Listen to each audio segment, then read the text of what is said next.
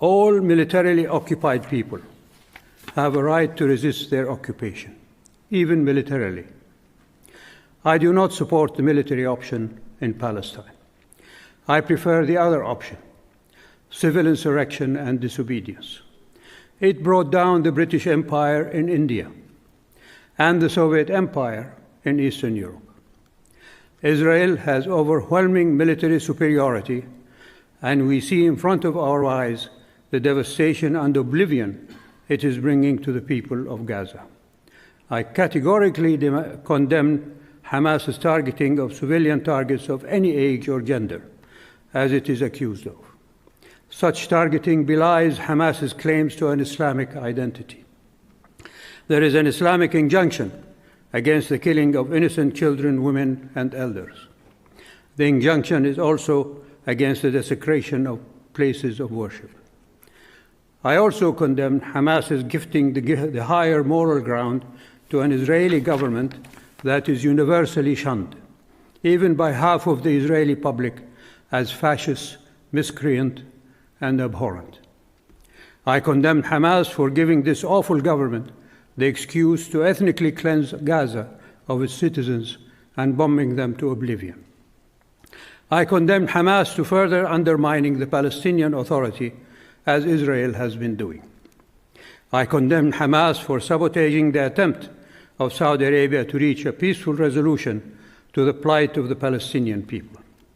But equally, I condemn Israel's indiscriminate bombing of Palestinian innocent civilians in Gaza and the attempt to forcibly drive them into Sinai.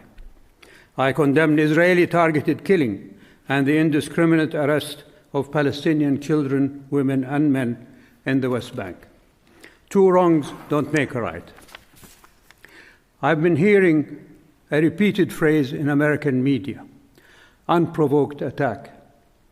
What more provocation is required to make it provoked than what Israel has done to the Palestinian people for 3/4 of a century? I refer you to the article in the Middle East Monitor of February 17, 2014, under the title, Israeli Army Veterans Admit Role in Massacre of Palestinians in 1948. Read it and weep, as I did. Just this year, from May to July, over 450 Palestinians were killed, including 67 children. This bloodletting must stop. I condemn Israel's stealing of Palestinian lands.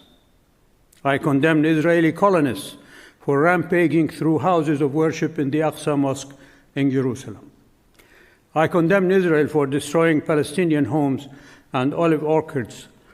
I condemn Israel for incarcerating Palestinian women, children, and men in concentration camps without recourse to due process. I condemn Israel's targeted killings and assassinations of Palestinians.